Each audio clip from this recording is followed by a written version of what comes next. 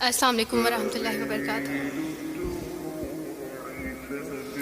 امید کرتی ہوں آپ سب بہن بھائی خیریت سے ہوں گے اور اللہ تعالیٰ ہم سب کے روزے ہمارے اعمال کو قبول فرمائے۔ میں نا بڑی روتلو ہوں تو اس لیے میری آواز شروع میں ہی رونے والی ہو جاتی ہے۔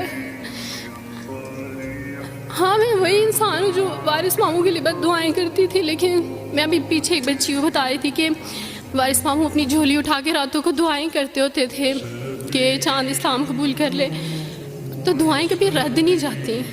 وہ دعائیں جو اللہ سے مانگی جاتی ہیں وہ دعائیں کبھی رد نہیں جاتی۔ میں نے اپنی 25 سالہ زندگی جو تھی وہ کرسچینٹی میں اچھی خاصی پریچنگ میں گزاری۔ میں چرچ میں پریچ کرتی تھی، کلام پیش کرتی تھی۔ ایک آپ کہہ لیں کہ کٹر مسیحی تھی میں، اور ایسی مسیحی تھی جو وارث ماموں کو یعنی بولنے نہیں دیتی تھی فیملی میں۔ جب مجھے پتہ چلتا تھا کہ آج وارث ماموں فلاں فیملی میں وزٹ کر کے گئے ہیں، میں اس گھر میں پہنچ جاتی تھی۔ اس سے پہلے کہ وارث ماموں کی باتیں ان کے ذہن پہ اثر کریں، مجھے خدا کا کلام پیش کرنا ہے، ان کے گھر پہ جا کے دعا کرنی ہے تاکہ شیطان اپنا کام نہ کرے، بیکاز میرے نزدیک وارث ماموں جو کام کر رہے تھے وہ شیطان کا کام تھا، کیونکہ وہ خداوند سے دور کر رہے تھے میرے لوگوں کو۔ تو میں اس فیملی میں پہنچ جاتی تھی، اپنے لوگوں کو چاہتی تھی کہ وہ خداوند کے ساتھ جڑے رہیں، وہ کبھی خداوند کا انکار نہ کریں، وہ یسوع مسیح کا انکار نہ کریں۔ یہ سب میری یعنی میں آپ کہہ لیں کہ ایک اسٹرانگ ورک کرتی تھی۔ مجھے اس چیز کا ڈر رہتا تھا کہ وارث ماموں کی وجہ سے اب مزید لوگ اسلام قبول نہ کر لیں، لیکن کیا پتہ تھا کہ اللہ تعالیٰ مجھے ہی دائرہ اسلام میں لے آئیں گے اور میں ہی وہ شخص بنوں گی جو اسلام قبول کرے گی۔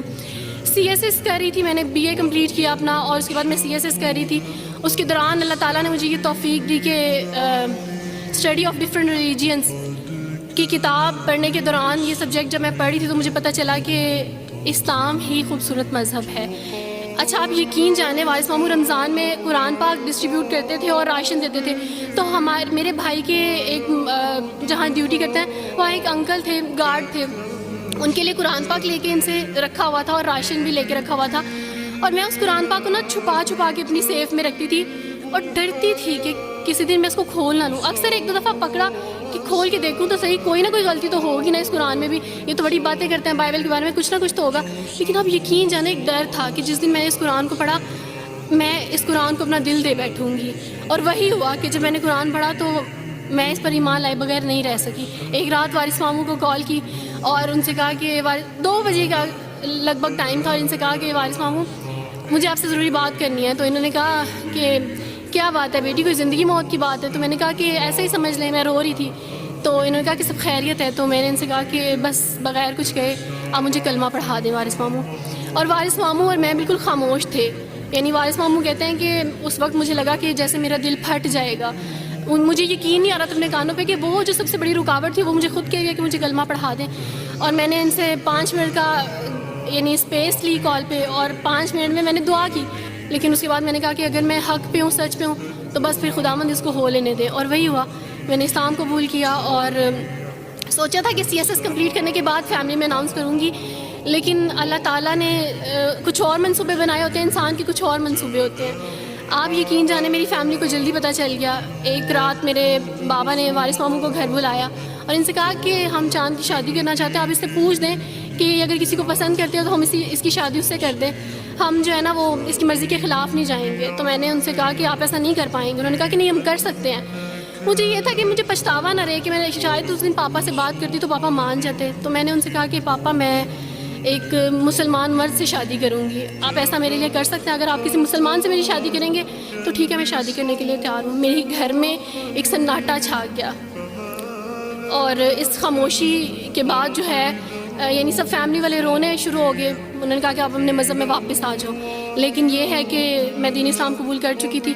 آپ یقین جانیں جس طرح لوگ مختلف ہیں اسی طرح ان کے مسائل بھی مختلف ہیں۔ مجھے مینٹلی بے انتہا ٹارچر کیا گیا، مینٹلی مجھے یعنی اس چیز کا احساس دلوایا گیا کہ ماما پاپا روتے ہیں۔ میرے پاپا نے آپ یقین جانیں خود کو پھانسی لگانے کی کوشش کی میری آنکھوں کے سامنے، میری ماما نے خود پہ پیٹرول ڈال دیا اور خود کو جلانے کی کوشش کی میری آنکھوں کے سامنے، اور میں اپنے روم میں بیٹھی یہ کہتی تھی کہ اللہ اگر میں حق پہ ہوں نا تو میری فیملی کو کچھ نہیں ہونا چاہیے۔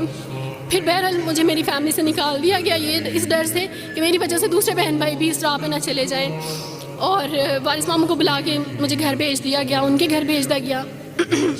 جب میں گھر سے آ رہی تھی تو وارث ماموں نے کہا کہ بیٹی اگر آپ کا کوئی سامان ہے تو آپ لے لیں۔ تو میں نے ان سے کہا کہ اس گھر سے صرف ایک ہی چیز میرے ساتھ جا رہی ہے اور وہ ہے میرا نام جو ماما پاپا نے مجھے دیا تھا. میں چاند رات میں پیدا ہوئی تھی اس لیے انہوں نے میرا نام چندہ رکھا تھا. بس وہ نام لے کے آئی. آپ یقین کریں ہمیں کہا جاتا ہے جبرن اسلام قبول کیا جاتا ہے. اسلام قبول کرنے کے بعد وہ جبر کیا جاتا ہے کہ آپ سوچ بھی نہیں سکتے. آپ کو اپنے ماں باپ سے ہی ملنے نہیں دیا جاتا. آپ کو اپنے ہی چھوٹے بہن بھائیوں کے پاس نہیں جانے دیا جاتا. آپ ہاسپٹل میں تھی ڈیلیوری کے ٹائم. آپ یقین جانے میرے پاس کوئی بھی نہیں تھا جو مجھے بیڈ سے اٹھا کے بٹھا سکتا. ایسے موقع پہ مجھے اپنے اپنوں کی ضرورت تھی لیکن میرے اپنوں کے جبر نے میری ماما کو مجھ سے دور رکھا. میرے بہن بھائیوں کو میرے کرسچن کولیگس نے ہی میری فیملی کو پریشرائز کیا کہ اس کو فیملی سے نکال دیں کیونکہ اگر آپ اس کو ملیں گے تو مزید لوگ بھی عبدالوارث کی طرح چندہ کی طرح اسلام قبول کریں گے. میں نا ہاسپٹل میں لوگوں سے کہتی تھی کہ مجھے بیڈ سے اٹھا کے بٹھا دیں. سیزیرین کے بعد میں اٹھ نہیں سکتی.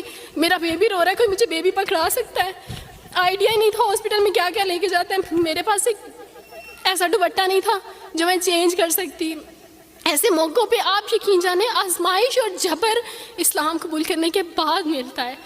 مجھے آپ سب سے توقع ہے, آپ سب اسلامک اداروں سے توقع ہے کہ اب آپ ہمارے لیے اسٹیپ لیں. ہمارے اپنوں نے تو ہمیں چھوڑ دیا, انہوں نے جو ہمارے ساتھ جبر کیا اس جبر کے بدلے آپ ہمارے ساتھ نیکی کریں. اب آپ کیا اسٹیپ لیتے ہیں نیو مسلمس کے لیے جن پر یہ الزام لگایا جاتا ہے کہ ان پہ جبر کیا جا رہا ہے. ہم پہ جبر نہیں, ہم پہ جبر اسلام قبول کروانے والوں نے نہیں کیا بلکہ جن کے گھروں سے ہم آئے تھے اسلام قبول کرنے کے بعد جبر تو ان کی طرف سے تھا. کبھی کٹے بیٹھ کے روئیں گے.